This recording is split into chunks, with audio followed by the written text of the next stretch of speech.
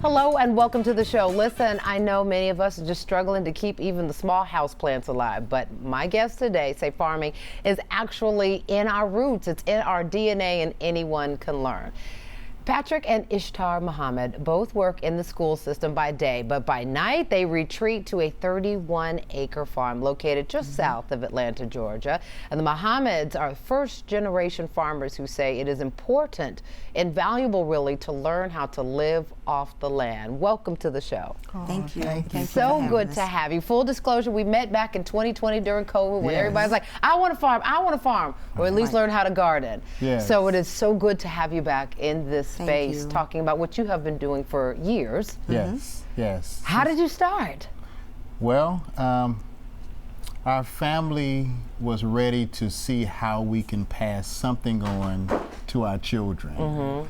And as we studied wealth, you realize that all wealthy families somewhere had a farm. Own some land. And doing something with it. And so we talked about it and realized that if we're going to do it, we had to step out on faith and try it. And once she agreed, then it was time to get started. Well, okay, Ishtar, was there a little bit of a, we're good here in the city? A little hesitation. Yeah, At first, it was the most beautiful thing because we live in South Fulton, and riding around, we would see the beautiful land, but it was already taken. So at a certain point, Patrick and I, we weren't trying to give up, but it was already passed down for generations. So we just started to pray, and when Patrick was 100% ready, God guided our footsteps to the farm that we have now. So I understand you started with cows. Yes. Tell me more. Well, didn't know where to start, was running my mouth, and someone introduced me to a gentleman by the name of Wayne Swanson. And I cold called him and said, hey, I heard you're doing it, I'm gonna come see it. He let me come, and he said, hey, if you wanna do it, you gotta do cows with me. And so we bought 8 cows with no experience living in a subdivision. What? Yes. Okay, so obviously I have to assume Farmer Wayne, a very popular farmer here in Metro Atlanta, really across the country, he cared for the cows and taught you how to care for them, right? Because you're not taking a bunch of cows back to the city. Absolutely. So he allowed us to put our cows on his land for about 6 months. And the agreement was we would have to go down and help him on the weekend. And the help went from Saturday and Sunday to Monday to Wednesday. And then one day she was like, hey, this is great, but we have to have somewhere to take our cows. So that's when you bought the land. Exactly. And you started not with 31 acres, right? Or did you start? We went from a 30-foot subdivision house to 31 acres with no experience. Wow. How did the children adjust? Because your kids are all good and grown now, as they say, right? But they were younger then. I would say because we lived in a subdivision and we had always been in the city, it was a new adjustment for them because at that time farming wasn't as popular. So when they realized that my daughter or their friends would realize that our children lived on a farm, sometime I believe they were teased or whatever. And you know, my daughter, our farm is right behind her high school. So we would tease her at home. Mom, are you serious? So now I got to, we had a donkey named Freedom.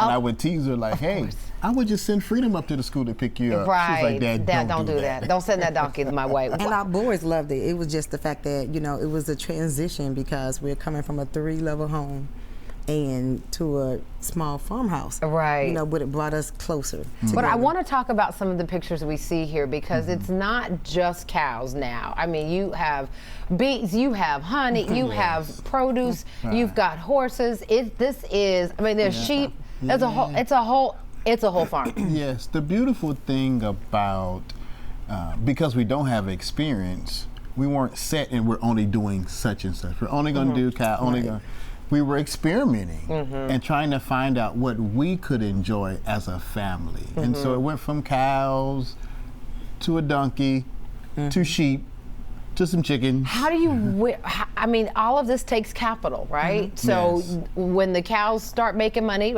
protein, you just expand at that point? Like, how did you know when you were ready to move to the next level? That's a good question because I've always wanted horses, but Patrick was like, no, they're gonna tear up the yard, they'll dig up dirt. And I said, well, farmers have horses. So that was something that was happening it was just been a thought for a Right. while, and then one day Patrick decided to actually get a horse. Yeah. Well, he Wow. was saving a horse because this horse was it was malnourished, yeah. and I felt so bad. I said, "Oh my goodness, this horse is sick." But we let Sweet Tea, I believe, Yeah, Sweet Tea. graze. Sweet Tea. Sweet Yeah, Tea yeah, had yeah. a beautiful bronze color, Uh-huh. but you wouldn't know, you couldn't tell because of the way that she was treated. But after a while, when You she just learn how to take grazed, care. Yeah. you could see the bronze and her color come out, and she was her girth was so thick. Yeah. And then at that point, And you two grew as well, pun intended there, and turned your the lessons on the farm into curriculum at your respective schools, Yes. right? Absolutely. So my school is a full agriculture school. And you're the principal there, I I'm should the point principal out. there, and so some things we do at the farm, we do at the school, from teaching them how to grow to having horses and goats and chickens on campus and doing the life cycle. And then Ishtar does the same thing. and I absolutely love whatever idea Patrick have. Yeah. He'll go out in the garden and say, "Ooh, oh, there I am right there." Yes, indeed. But Patrick would go out in the garden and say one thing about maybe building a chicken coop, and then just watching him, I would say, "Okay, we can talk about the perimeter, the area, and just tie it in You with build off of mathematics." each other's Right. lessons. I love it. I'm going to pause the conversation right there. Coming up, you're going to meet Naya Brown Matthews and her husband, Eric Matthews.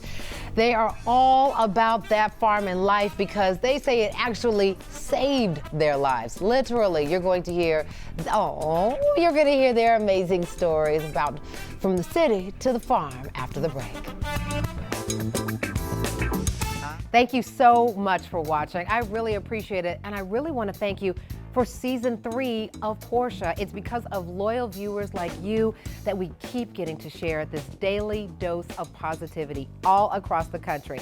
So just a reminder, I still need you to like, comment, and subscribe, and go ahead and tell your friends. You can catch us now in Orlando, in San Francisco, in Atlanta, and all across the country on Fox Soul.